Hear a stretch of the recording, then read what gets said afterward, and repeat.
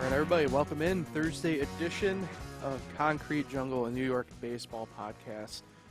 I'm Paul Russo, Kyle Evans alongside of me, behind the scenes, Nate Sharman as always, and this is going to be a bit of a therapy session today, I think. Things this week have not gone, to be fair, the Yankees or Mets way. Oh, really? That's news to me. Well, what do you mean? I'm kidding. So we're going to talk through things. We're going to put ourselves on the theoretical therapy couch with doctors Russo, Evans, and Sharman here to assist you. I mean, other than that, boys, good weeks so far. I mean, we finally have, and I don't mean to completely peel back some onion stuff on this, but Nate, we finally did get some rain for you, by the way. Yeah, it's rained last like 3 days. Yeah. I feel like it hasn't rained in a month and a half, and then we've got at least rain the last 3 days. But I'm right with you guys, being a Pittsburgh Pirate fan, a little 6-game skid for us. So some losing going on the last week or so. And 100 losses coming. Jeez. But yeah, we got some stuff to get to, some interesting stuff. I don't know if I necessarily want to spend too much time each game looking at stuff wise. Obviously, we'll recap like we usually do. One more thing, interim Caleb, who's here with us last day. Why do you have to jump ahead of me on this a little bit? I would just figure we would say it. Didn't want to make sure you didn't forget it. Head back to State College here this weekend. So thanks to Caleb for a great year. Yeah, Caleb. Hopefully we'll meander you over to a microphone here eventually before we head out for the rest of the podcast. But I don't know. We'll obviously recap the game, so I don't know if I want to spend a ton of time, though, on each game itself. There's a lot to unpack with both the Yankees and Mets so far, and Rochester and Syracuse have split so far the opening games with their rosters even more so in flux. I mean, obviously, Syracuse is a AAA affiliate of the Mets, and Rochester with Washington's they've been doing who knows what the whole summer, but even then their roster is still a little bit in flux. So we'll discuss obviously a ton there. Let's turn our attention and start with the Mets. We'll start more on the positive note since I don't know if things have necessarily looked as grim or as dim the past few days for them necessarily, but Monday, a 13-1 loss there against the Braves. Spencer Strider picks up the win for Atlanta, moves to 7-4, 3.04 ERA for him. Carlos Carrasco, the loss, 13-5, a 3.92 ERA. Obviously, we'll touch more on him in just a moment. Jeff McNeil went 4 for 4, 2 doubles and a run. That's a really sneaky good stat line. McNeil's been, again, one of these unsung heroes for the Mets. Brendan Nimmo, 2 for 4. Mark Hanna went 1 for 4 with a double. Tuesday, a 5-0 Brave victory over the Mets. Charlie Morton picked up the win. He moves to 6-5, a 4.04 ERA for him. RJ Alvarez, the loss. His first decision at the big league level this year, moves to 0-1, an 11.57 ERA for him. Francisco Lindor went 2 for 4. Brandon Nimmo, 1 for 3 with the walk. And Seth Lugo in relief, pitched 1 2/3 inning of shutout ball, allowing 1 hit and striking out 1. So really the first 2 days here where things got hairy fast for the Mets. Carlos Carrasco exits the game on Monday early. He's been placed on the injured list with a grade 1 left oblique strain. They're expecting him to pretty much miss a month, 3 to 4 weeks. But this is far from the first pitcher with the Mets to have this issue this year. Far from actually the only position player or pitching player to have this issue with the Mets this year. James McCann comes to mind, obviously, and obviously Max Scherzer. And then on Tuesday, Talon Walker only went 2 innings. It's been revealed that he doesn't necessarily have a very deep injury. He had some back spasms. Had an MRI done on him. Came back clean, no structural damage. But his spot in the rotation is in question moving forward for the next start this weekend. It's expected that he probably will miss it. So really 2 of your steadfast guys who have been in the rotation all year and not been hurt, get back-to-back days get hit with varying types of injury. This time of year, it's brutal, right? I mean, you're in the dog days of summer, especially with two of your guys who have been workhorses. They've been in every start pretty much. I mean, Walker missed a little bit of time at the beginning of the year, but for probably the collective rotation as a whole, I mean, these have been the two guys who have been through it all pretty much all year. Yeah, just a tough hit for the pitching staff. But then you look at the offense, and they scored 1 run over 18 innings against a Braves pitching staff that, I mean, isn't all that good. They've been underwhelming this year. So it's just that's weird to see. Mm-hmm. Just a tough way to start the series, but then obviously they bounced back, as you're going to mention, last night. So Yeah, I know. We mentioned it on here before. Actually, it was a couple weeks ago when we kind of had the Mets kind of open up this stretch run that they've had with pretty much taking on the Braves and Phillies. About the Braves pitching staff, it's been hit and miss. I mentioned a guy like Ian Anderson who ended up getting sent down to Gwinnett, who they thought was going to be really good. Pirate guy in Bryce Wilson, for example, now, who was a Brave top prospect, just didn't pan out. And it's been pretty hit and miss. I mean, Max Fried and Kyle Wright appear to be the two young guys going. I know he got the win, but Charlie Morton, really has been underwhelming all year. Odorizzi got, rocked yesterday's, we kind of teed up already. And, for instance, again, Spencer Strider got the win, but he's very new to this starting role. He had been in the bullpen all year for Atlanta up to really the last month or so. yeah, and if you look at the head-to-head matchups, like since they've started playing each other this year, the Braves and Mets, there's just been a lot of weird games. Like the one game, the Braves jumped out to a huge lead, and the Mets came storming back, and then you got shutouts mixed in there. It's been a really weird head-to-head series this year. So Wednesday, last night, obviously Mets 9-7 victory. Ended up being a little bit of a slugfest inadvertently. Max Scherzer picked up the win, moves to 9-2, a 2.15 ERA for him. Jake Odorizzi mentioned him a little bit just now. Took the loss, 4-5, a 4.15 ERA there. Scherzer went 6 1/3, 3 hits, 4 earned, and 8 strikeouts. Very just good outing for the Mets. They pretty much needed him to go a little bit further along, and he did. Got the job done. Starry Marte, 3 for 5, 2 solo home runs and 2 runs scored, obviously. And then Jeff McNeil, 3 for 5 with a double and run scored. Very good to see. I'm going to table the Brett Baty conversation until we get more further along for now. But that being said, perfect outing really for the Mets yesterday in a way. Maybe not able to contain the Braves the way you probably had hoped to. But that being said, you just need to get a win yesterday. Whether or not it was pretty or not doesn't really matter. You got back in the win column. Yeah, Atlanta made it tough there at the end. Mm-hmm. The Mets, I think, led 5-1 at one point, and Atlanta kind of came stormed back a little bit. Scherzer's line shouldn't be as bad as it is. Adam Ottavino gave up a 3-run home run. 2 of the runs were charged to him. But yeah, overall it was a good win because they really needed to snap the skid. Yeah, so let's get into some news and notes already here, only because there's a lot to get to the back end of this. So third baseman Eduardo Escobar, we mentioned on Monday, hoping to avoid the injured list. Not going to be the case. Retroactively placed on the injured list with a left oblique issue. They're calling it tightness. Again, like I mentioned, something about the obliques, especially the left-hand side with the Mets this year, don't know what's going on. With that being said, this kind of was the kickoff of the flurry of roster moves. We'll get to that in a second. Right-hand pitcher Drew Smith, he's ramping up his flat ground work and will begin working from the mound shortly within the next couple days. Mentioned, obviously, with Cookie Carrasco, he was placed on the IL. Infielder Luis Guillorme, he was the other player that we mentioned on Monday. He was placed on the IL with a left groin strain. His timeline's a bit more extended out. They're thinking somewhere along the 4 to 6 week range. He was hoping again to hopefully avoid the IL, not the case for him. Some positive notes on the pitching front here again. Left-hand pitcher Joey Lucchesi will begin a rehab assignment with Single-A St. Lucie on Sunday, 8/21. Right-hand pitcher Taylor Magill, he threw live batting practice yesterday, and things should be ramping up for him here as well. Catcher Tomas Nido was placed on the COVID IL list. He had been out of the lineup for the past 5 days.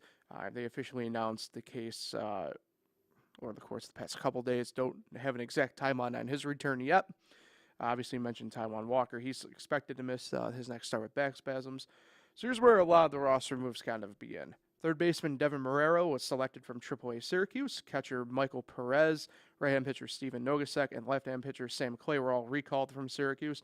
RJ Alvarez had himself a couple days here. He was selected and then optioned back to AAA Syracuse, and then has since been designated for assignment to make room on the 40-man. We'll get to that in a second. Right-hand pitcher Adonis Medina was optioned to AAA Syracuse. Outfielder Nick Plummer was designated for assignment. Outfielder Travis Jankowski was officially signed to a minor league contract. And then third baseman Brett Baty was selected from AAA Syracuse. Obviously, Baty, one of the highest regarded prospects, let alone in the Mets system, but also in baseball. Certainly had himself a day last night, homering in his first career at bat. Yeah, I had that game on one of my TVs, and as soon as I saw the ball over the wall, I didn't actually see who hit it, and when I saw who hit it, I was like, wow, that's just an awesome moment. Then the SNY cameras put on his parents. Obviously, his parents and family were just absolutely pumped up. What a way to start your major league career at the age of 22 years old. Mm-hmm. And it's weird you mentioned, obviously, 22 years old from, I believe, Round Rock, Texas, which is a baseball hotbed. I mean, Round Rock has, they double A? I think they might be double A, but I know, this has some implications. I didn't think we'd see, even with injury, any of the top prospects, be it him, Francisco Alvarez, Jake Mangum, Jose Buto. I didn't expect to see really any of them up this year. But this opens an interesting door here for the rest of the way for the Mets. Third base, outside of Escobar, has been a bit of a question mark all year. Obviously, Guillorme can play there, but he's more of a utility guy. He kind of roams around a little bit. Baty kind of shores some things up. I mean, I think Escobar was only going to be a couple-year placement type deal for the Mets, as good as he is, until Baty was ready. Obviously, it's a one-game sample size. Be very dumb of us to outright assume anything. That being said, you get off to a start like Baty did, it's hard to ignore what this could mean come, late September when playoff push is here and the final playoff push is there, and you're trying to get everything set for the October rosters. Yeah, if he continues to hit, I think he stays. I mean, I don't think they call up a top prospect for a couple weeks and he hits the ball well and then gets sent back down. That'd be just terrible for his confidence. And what else does he have to do to stay? I mean, if he's just hitting the ball, he deserves to stay. And I think part of this too is, I mean, he did not get off to a good start in Binghamton this year. That being said, he's kind of buoyed himself back up pretty good. I know yearly average and collectively between AA Binghamton and Syracuse has been somewhere in the 290 to 295 range, I believe, if I have it right. So it's an interesting sign. You bring up a good point, because the other name that's going to get lost in the shuffle here, and he's not a prospect by any means at this point. He was a few years ago with Boston, but Devin Marrero, who when he got brought into Syracuse midway through the year, midway to this point this year, really, bit of a journeyman at that point, but certainly has made a very positive impact in the SMET lineup. So he's kind of up in the big leagues. He's presumably going to be backing up Baty. Presumably he would be the one probably getting sent back down whenever Guillorme or Escobar, whoever really comes back at that point, would be the one, the roster transaction occurring. It's interesting because if you go from the historical standpoint, call-ups are always an interesting situation. I mean, you look at, this year alone, Spencer Torkelson with Detroit got sent back down to Toledo, struggled this year, whereas, I mean, they call up Riley Green, and he certainly has been, what they had hoped he'd been up to this point. Yeah, the only way I really do see him getting sent down is if, after this, he just continues to struggle for, over the next 2 weeks.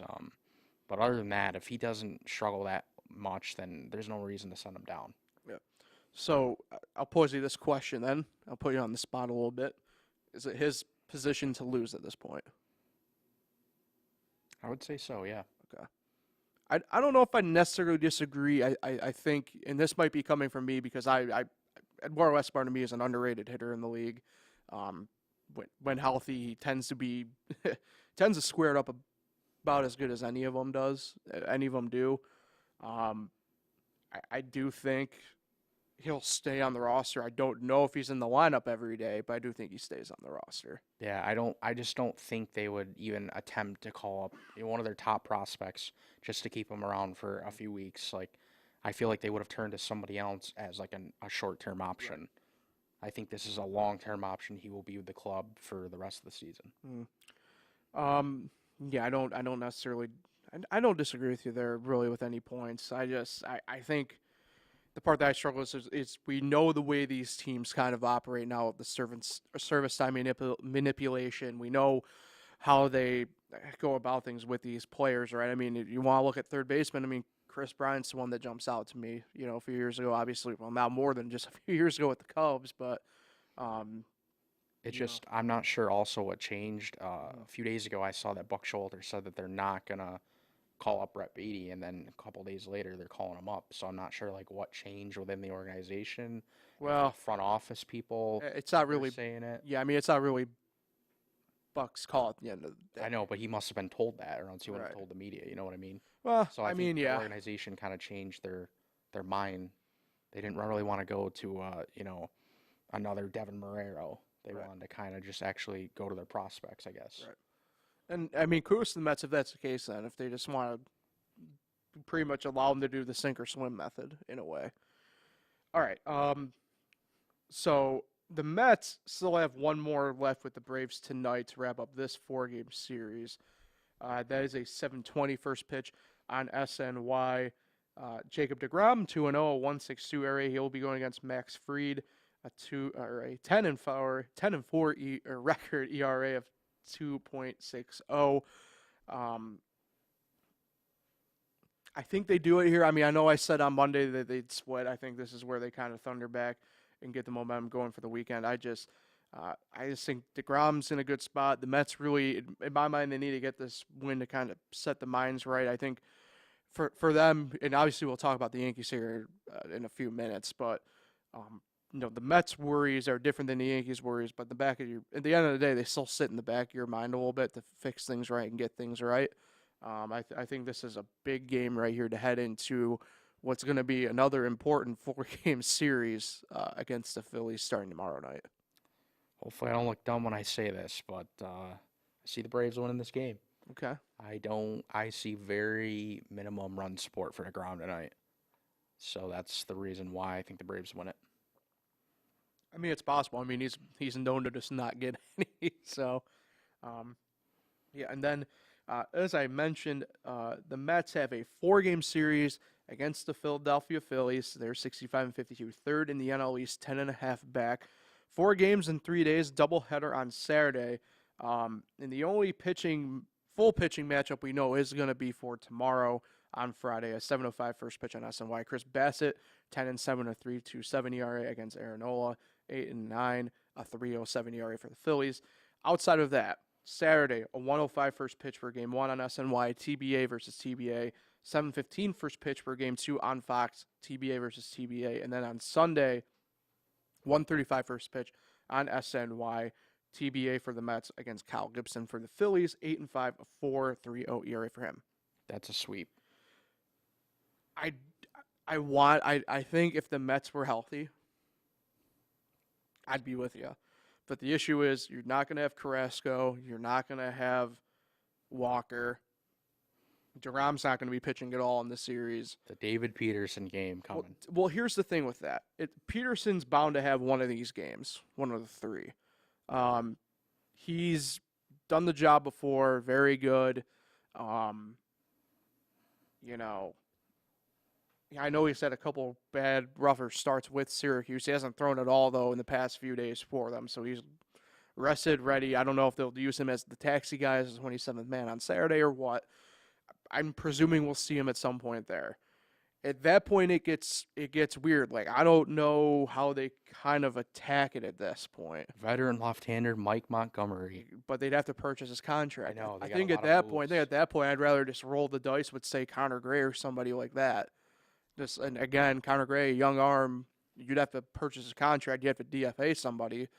But that being said, at the very least, I mean, you have a younger arm. I think I'd rather see that. And to I guess back that up even more, I don't know if they want to go another left-hander in the rotation against the Phillies. Phillies are pretty right-hand heavy in the lineup. Obviously, they have Schwarber, who is the lefty.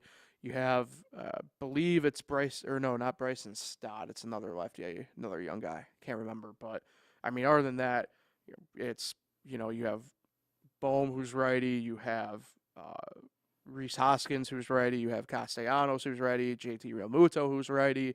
Gene Segura's, who's righty. I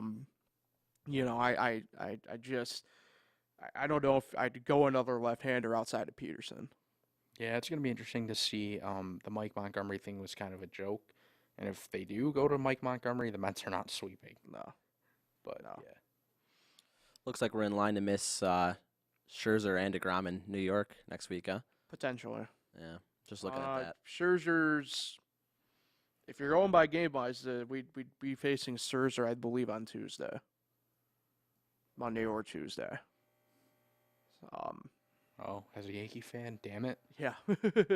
As a baseball fan, it might be awesome depending upon where everything kind of shakes out with the Yankees. So I don't know. I'm gonna take the safe play and just say they take two and two split in Philly. I think that come out of the weekend on a very positive note. Just given the fact that you're dealing with the injuries that you got right now. So, but.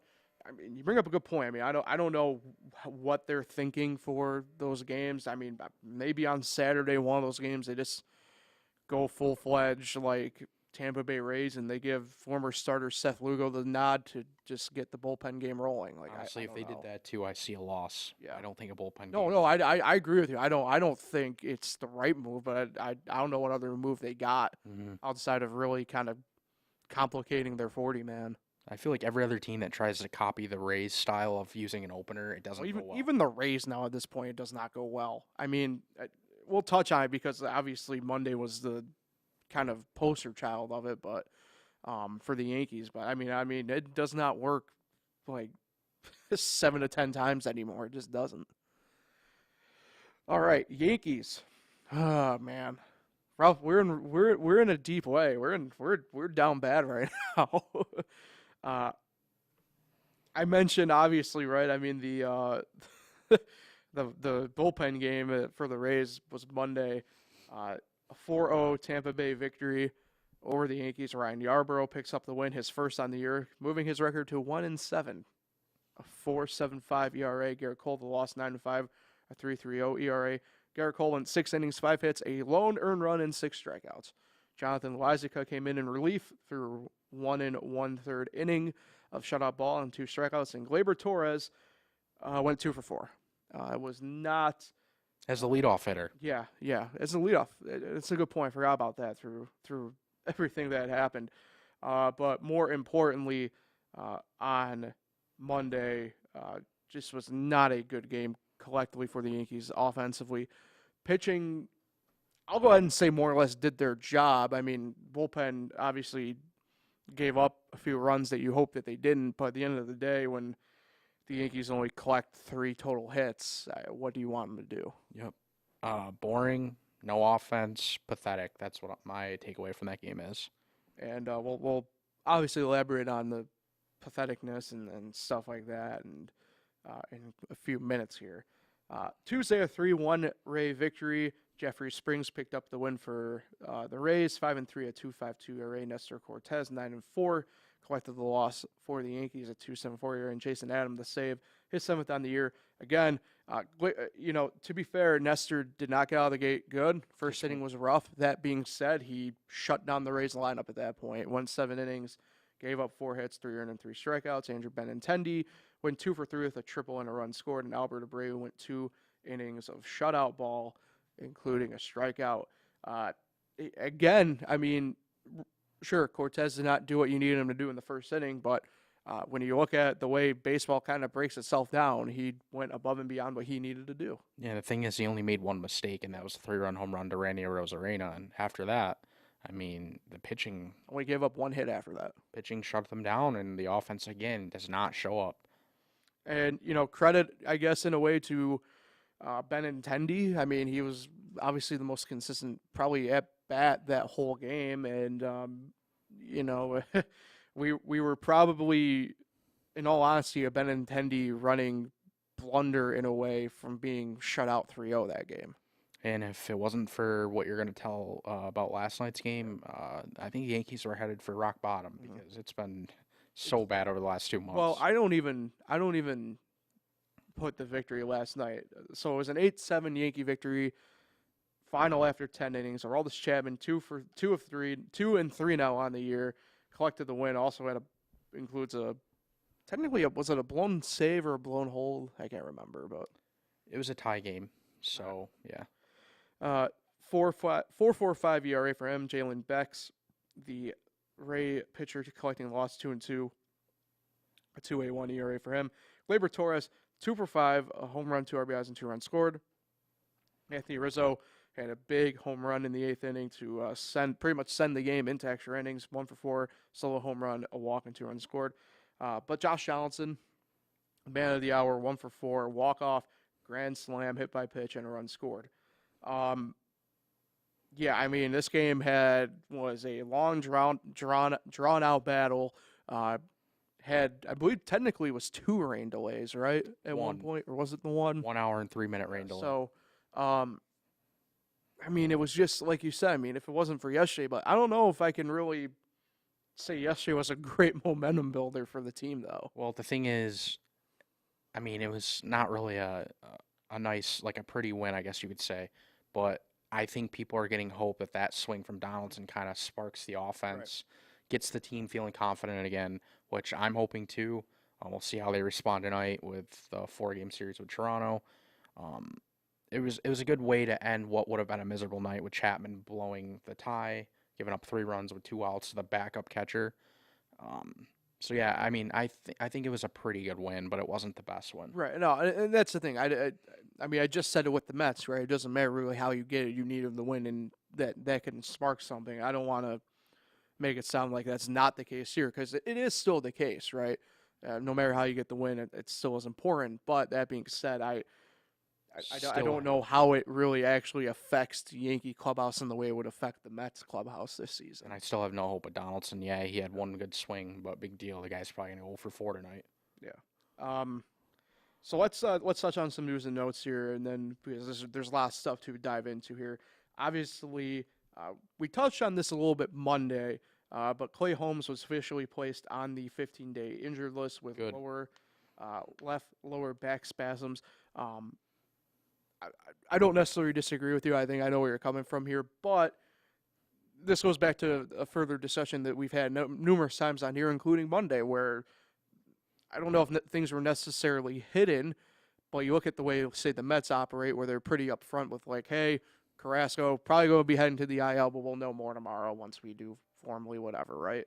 Whereas, with the Yankees, like with Holmes here, who's been struggling the past, let alone month, but really week, where it got really highlighted out with some sort of deal, and now he is officially placed on the injured list after being told, like, oh, we don't think anything might be wrong with him, but it further proves the point that you really brought up on Monday, Kyle. Yeah, here's my takeaway from watching his press conference, listening to Aaron Boone. I do not believe either of them. I do not think that he's dealing with any injury. I think that it's literally because he's been so bad, he's going to go on the IL, and he's going to try to work on things. I mean, he even said, when he was talking to the media, he can't even remember when it popped up. He was, trying to describe it. It was just awkward the way he was talking to reporters. And then he said that he doesn't even he expects to miss the minimum amount of time. If he's dealing with a back spasm, I don't know, I just feel like he would have been more serious in talking to the media about it. Well, back spasms are a bit of a finicky thing. I mean, the one that always stands out to me is actually what derailed Tracy McGrady's career in the NBA. And he said it started Friday, which means all the last month or so when he has 11 ERA had nothing to do with the back spasms. Well, it could. So I'll go to the Mets on this one because of the deal that Walker's been having. When you have a back spasm, just like any injury, really, to be fair, if you're playing hurt, you're putting more pressure on another point of body at that point. That could cause other things to happen. That's why they wanted to have an MRI on Taijuan Walker, because I want to make sure there was nothing structurally going on with his back. I will say this, and I don't know like the background, but Holmes to me has not been finishing his pitches off. Not really great with the follow through. Tends to end more straight up than he has beginning of the year, where it's much more contorted and bent. If you're a pitcher and you're finishing really standing up, and that's not your normal, natural way, that means you're leaving a lot on the table. I don't know. I do believe he's hurt. I must say that only because I know if you place a pitcher or any player on the injured list and they're not actually injured, you're leaving yourself pretty open to be hit with fines and stuff like that. So that's why they're trying to cover it up so well. I mean, his bad outing was Friday. He said it started Friday, but he's literally been terrible for 16 outings prior to that. Right, and he never mentioned an injury, never said that it started before Friday. I just think it's literally to fix his stuff. Right, but the spasms could have started Friday. That's what I'm saying. Like, I know, but I'm saying like people are blaming his struggles for that. That's not the point. His struggles are not from back spasms. He struggled Friday with the back spasm, but prior to that, he never mentioned that he had an issue with his back. So, like, I'm just saying, we're not going to sit here and say Clay Holmes' season changed because of his back spasm, because that's far from the case. I mean, he was just been terrible. That's kind of my point here. All right. Because he would have mentioned, like, oh, yeah, I popped up a couple weeks ago. I've been trying to battle through it. No, he said it started Friday. So that's kind of what I'm – like, I see a lot of people, like, defending him, saying that his struggles are from his back spasms. That's not the case. His struggle was just Friday with the back spasms. Yeah, I mean, I guess I don't know. I know, I mean, like I said, I think when you're dealing with other stuff, you're putting the rest of your body in a position that things could happen. And then if he returns to the IL and he's still struggling, then what are we going to say? You know what I mean? Like, are we going to put him back on the injury list? I mean, I don't know. I just think his start was a fluke. I really do. I mean, he was a terrible pitcher in Pittsburgh. He got off to a really good start in New York. I just don't think he's as good as people are making him out to be. That's just my opinion. I mean, I don't disagree, but I mean, at the same token, I don't think you have this much of a drop off just because, Like, I don't know. I just don't see him as being a top flight closer like he was projected to be. All right. Some positive news. Giancarlo Stanton's lined up to begin a rehab assignment this weekend and potentially return to the lineup as soon as next week. Right-hand pitcher Luis Severino threw a successful 25-pitch bullpen session on Monday. That pretty much wraps up the injury news and notes on that one. Let's get into the roster shuffle here. As finally, I think they're trying to shake some things up here. As shortstop, Oswaldo Cabrera, outfielder Estevan Florial, and to a lesser extent, even though I am happy to see he's back at the big league level, right-hand pitcher Ron Marinaccio finally were recalled from AAA Scranton Wilkes-Barre, third baseman Miguel Andujar, which is interesting that his position's back to just being an outright third baseman, by the way. But that's a different discussion. Outfield, is it really? LeCastro was optioned to AAA Scranton Wilkes-Barre. Yep. But that being said, we finally are trying to shake some things up here, I believe, in New York. With Cabrera and Florial getting the call up here, as we've seen the struggles, especially with Hicks, get amplified once again, and especially up the middle. Obviously, LeMahieu's still dealing with the toe issue. Glaber's been pretty hit and miss every now and then, and including, to a lesser degree, we do have to say it, to a lesser degree, Donaldson, this is a bit of an issue where you have one side, the infield, really just kind of struggling here, and hopefully, I think the plan anyway, this is more so with the Yankees than would be with the Mets in my mind, just because of the way everything's shaking out. This is to really just try and shake up the locker room a little bit, kind of maybe light the proverbial fire under the ass of some guys. Yeah, I was actually really surprised with Oswaldo Cabrera. I did not think they would actually go to a guy like that. Mm-hmm. And then, of course, Miguel Andujar has just been back and forth. I mean, you got to really feel bad for the guy. Yeah, he hasn't, come through when, he's been in the lineup, but, like, it's just not right to him. He needs to go somewhere where he can play consistently. And now you kind of know why he was rumored to ask for a trade. I mean, stuff like this. And you bring up a good point, not to interrupt, but before tossing back to you, bring up a good point, Manduar, because he has been raking at Scranton this year. And, I mean, he just has not been getting consistent at-bats when he's been in New York when he gets called up. Yeah, it's unfortunate. Obviously, he's super frustrated, which you can't blame him. But as for Oswaldo Cabrera, I don't know, I didn't really ever, I always heard more about Peraza. Yeah. So I was just kind of thinking Peraza would be before Cabrera. But I guess I'm fine with it. If anything can help, spark this team, I'm for it. Yeah, I mean, Cabrera is a guy who, when we talked about the pipeline back in May, he was a target delivery day at the MLB of last year to early this year. That didn't happen. I think the Yankees were probably, I don't know if they were necessarily doing the playing time deal or whatever, or service time deal, but I wasn't sold on him. I'm definitely more of a Peraza and Volpe kind of guy. That being said, he's been in the system longer than either of them. Obviously, they're not going to call up Volpe from Double-A. Peraza, presumably, they'll keep him at Triple-A because they feel like he'll probably get more playing time there than what Cabrera will get at the big league level at this point. But that being said, definitely shakes things up the middle a little bit. I think try and light a fire under Gleyber's ass a little bit to remain, I wouldn't say exactly consistent, but at least keep the production there. And among other things, I mean, Cabrera gives you a little bit of flexibility that, you probably don't have to stick Donaldson out there any more than you sometimes have to or anything like that. Yeah, about Gleyber Torres, Yeah. how about Tuesday? I don't know if you saw the play.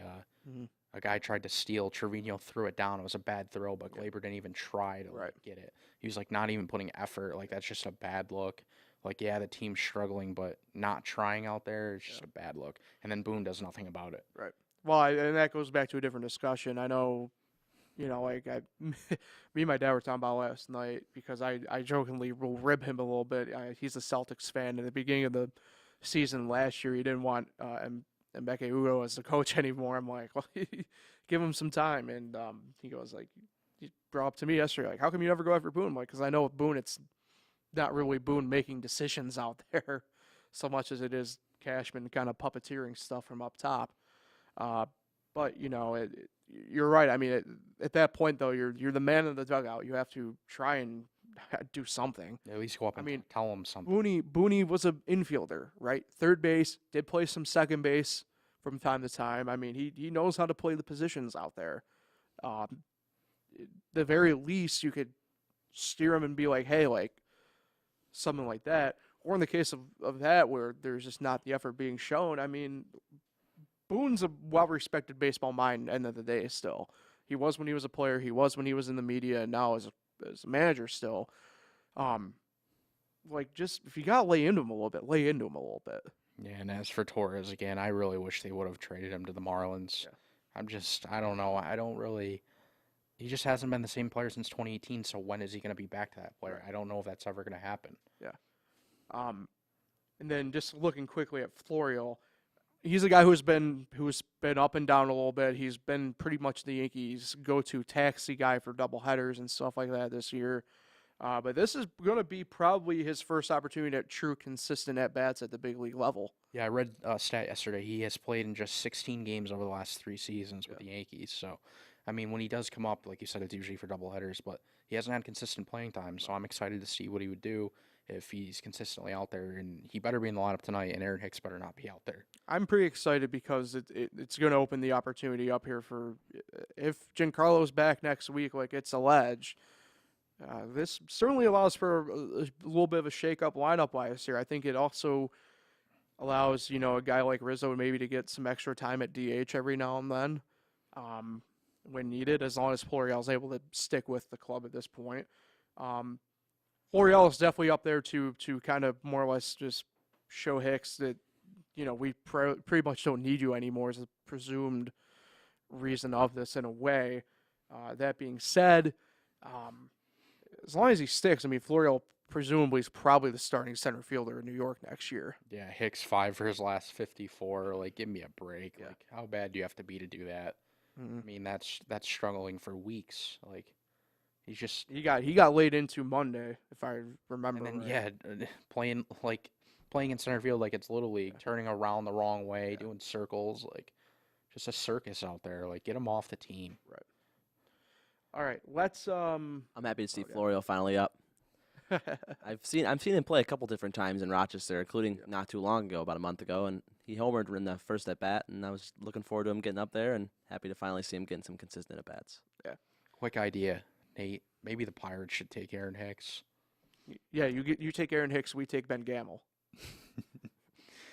Something. I mean, he's just nobody like. It doesn't seem I like miss Ben anyone Gamble. likes Hicks. I miss Ben Gamble in pinstripes. So Does anyone like Hicks? I don't see anyone that I defends don't. him. I don't necessarily. I don't mind him still. I mean, he still has a pretty friendly team contract in that sense. Isn't he signed for another few years too? No. Oh, he's No, not. Okay, no. I know he signed that. I remember he signed that. Big through. deal, I right? believe it's next year. It was like a 7-year deal when he Yeah. signed it, right? Yeah, it was a 7-year, $70 million. I mean, it was a 7x10, which, look, at the time was still. I mean, it still is team friendly. I don't want to make it sound like it's not. He But still has a few years. I thought. I don't know. I thought it was. I thought 2 or 3. Either way, the Yankees have Toronto in town for 4 games. Caleb, why don't you come on over and grab a seat at, or one of the mics over here, but mic number 2 here. We'll have you voice your opinion here quickly. 4 games against Toronto. Things have certainly turned around since Charlie Montoya was given the boot, I'd say. I would have to agree with you, Paul. But so the Blue Jays 62-54, officially tied for second place in the AL East. 10 games back. Series starts tonight. 7.05 on yes, Jose Barrios. 8-5, a 5.61 ERA. Going against Frankie Montas, 4-9, a 3.59 ERA. Friday, tomorrow night, Apple TV Plus, 7:05. That is ridiculous. I was going to say the official channel of Kyle Evans. Kevin Gossman goes for Toronto, 8-9, a 3.16 ERA against Jameson Taillon for the Yankees, 11-3 on the year, a 3.95 ERA. Saturday, a 1:05 first pitch on yes. TBA for Toronto against Garrett Cole, 9-5, a 3.30 ERA.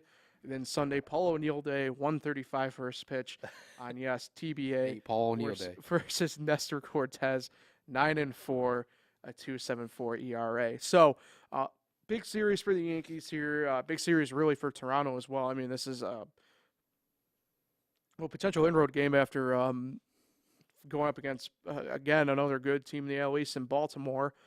I'm on split here. I think I'd like to go 3-1, maybe Yankees favor, but the question marks with Saturday and Sunday pitching matchup for Toronto, I'm just not too sure who will exactly see out of them that day. Shout out to Josh Donaldson for turning this team around. The Yankees take 3 of 4. Okay. First series win in, a month?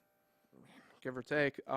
Caleb, I know, like I said, I mean, obviously, Toronto turning things around here, at least the way it perceives to be anyway, and definitely a little bit in the record-wise column, but what are your thoughts about the series here?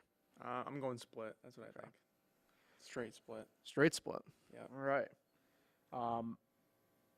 Anyway, yeah, I mean, Toronto's quite the interesting spot. I've noticed, just quickly before we go and finish up here with our minor league teams, but like they have Bo Bichette batting like 6th now. It's kind of wild that they've found a very niche lineup that kind of really works it for the time being, and hopefully finds Miami. I know Springer's back too now, off the IL, much to my couple fantasy teams' delights. So should be a good series. I mean, Toronto's been arguably some of the better baseball played between the Blue Jays and Yankees really the past handful of years, give or take. Yeah, Toronto's been a little better lately, but honestly, if you look at their schedule over the last month, they haven't been that much better. I mean, they're not taking advantage of the Yankees losing as much as they've been. Right. They're still 10 games back. If they were rolling, the Yankees might only be leading the division by 3 games. They struggle with the Orioles, but I mean, look at the Orioles. I mean, they're rolling. They might make the playoffs. I hope they do. Be really awesome to see, especially because Boston's sitting at the bottom. Yeah. Never would have expected that. All right, let's move on to our minor league teams here. Rochester and Syracuse both have split their series so far to get the week going, respectively. 1 game apiece and 1 game apiece between Worcester for Rochester and Charlotte for the Mets. 4-1 Rochester victory on Tuesday. Logan Verreck picked up the win. Jordan Weems the save. Verrett went 6 innings, 5 hits, and earned a run and 5 strikeouts. New Red Wing Daniel Johnson, who was a former Syracuse Met earlier this year, 2 for 4 with a double and 2 RBIs. And Andrew Stevenson, 1 for 3 with a walk and 2 runs scored. Yesterday was a 2-1 loss to the Who Sox. Zach Kelly picked up the win for Worcester and Reed Garrett the loss. On rehab assignment, Eric Fetty for the Red Wings. No decision, 4 innings pitched, 3 hits, a walk, and 4 Ks. Jacob Liu picked up an RBI single and walked, and Andrew Stevenson 0 for 3, a walk, and a run scored, but 2 stolen bags. Lucius Fox, close to returning. He's on a rehab assignment with the Complex League Nationals. David Dahl was granted his release. Cody Wilson, an outfielder, was assigned to Single-A Wilmington. I already mentioned Daniel Johnson, but he was called up from Double-A Harrisburg, and Fetty as well. The Mets a 9-8 victory on Tuesday over Charlotte. Locke St. John picked up the win for the Syracuse Mets. Almost made him a woman race car driver from the 80s. Philip Dowell picked up the save for the Mets. Patrick Mazeika went 3 for 5, a double, 2 RBIs and a run scored. Mark Vantos went 2 for 4. Hitting a 3-run home run, walked, and 2 runs scored for him. And then JT Riddle picked up an RBI double, going 2 for 4. 8-7, the Charlotte Knights defeated the Syracuse Mets yesterday. Josh Walker took the loss for Syracuse. Dom Smith picked up a home run, going 2 for 5. Same with Khalil Lee, going 2 for 3. Also stole a bag. And then Daniel Palka picked up RBI single, going 2 for 4. Outfielder Jake Mangum close to returning as well. He's on a rehab assignment with Complex League Mets. And right-hand pitcher Jordan Yamamoto was assigned to Syracuse from Double-A Binghamton. Quickly mention this. We mentioned these rosters always in flux and how really for Rochester it caused a lot of problems here the past month or so. But small game sample size with both these rosters kind of moving a little bit, given the fact that obviously injuries with the Mets, Nationals still trying to figure some things out. I don't know what makes the big difference here with the smaller game sample size being a little bit more competitive. I think it might just be some of these younger guys finally just have, the knack of going through the season and going through the day as a AAA baseball player in some ways. Yeah, I was wondering the same thing. It seems like Rochester's playing a little bit better than they were over that 19-game losing streak. More offense, better pitching, still losing some games, but not as bad. Right. As for Syracuse, 2 tight games there. A lot of offense, just falling short last night. But yeah, it's good to see they're turning the corner. Obviously, Rochester finishes the week in Worcester, Syracuse in Charlotte. So that wraps up the podcast for today. Before we go, though, Caleb, shouting you out. Appreciate the help that you have given us this summer. And hopefully you picked up some things from us on the way. But good luck. Don't be a stranger. Go. I'm not saying go Penn State because I think I would probably die of like a blood hemorrhage if I outright said it out loud. So, but it's been awesome having you around. Really do appreciate you sticking out the summer with us, even though you only were able to use the elevator for a week. I appreciate it, Paul. All right, so Concrete Jungle, go ahead, Nate. I see you're moving up to the mic. Yeah, I got one more thing. We just got to say Kyle Evans was right. We'll take a look at the Aaron Hicks contract. Kyle Evans was right. 2027 is UFA. How was it 2020? It was a 7-year deal. And it didn't start till 2019, right? Oh, it's brutal. I Oh, think fans are even more pissed this off. has ruined my day. And Can't This wait to watch literally the Kyle ruined Evans- my day. I can't wait to watch the Kyle Evans Twitter account over the next few years talk about Aaron Hicks. so will the He's gone at the end of the year. Somebody will take on that contract. hopefully the That's Pirates. team friend. No, he does not meet their low threshold of money, so Yeah, I was gonna say Kyle gets paid way too much. that's too high. That's too high for Bob Nutting. All right. Anyway, Concrete Jungle, New York Baseball Podcast. before we go. Okay. I don't know about you, but I'm pretty excited for Sunday for Paul O'Neill Day. How about you? I will be at Watkins Glen, so Oh, of course you will. somebody look. It's Maybe you can recent. record it and watch it later. No. Okay. We're gonna have some great coverage over the weekend. Paul kind of manning Yes. that from Watkins Glen. I'll be there with him on Sunday. I'll be making my forward to first TikTok here in a little bit. I don't know what the hell's going on, Man. but as the millennials would Never made one either. Really gonna- Really gonna go back to your roots here, Paul. redneck good times. All right. Anyway, Concrete Jungle New York Baseball Podcast. Catch them anytime on YouTube. You can watch live there, or can catch up anytime on Spotify, Anchor, and other major podcasting platforms. Appreciate, as always, Kyle Evans and HR behind the scenes. Thanks again to Caleb. Good luck in all your future endeavors, and we'll see everybody here Monday, 1 p.m. though on Monday. A little scheduling tweak, 1 p.m. on Monday. See you then.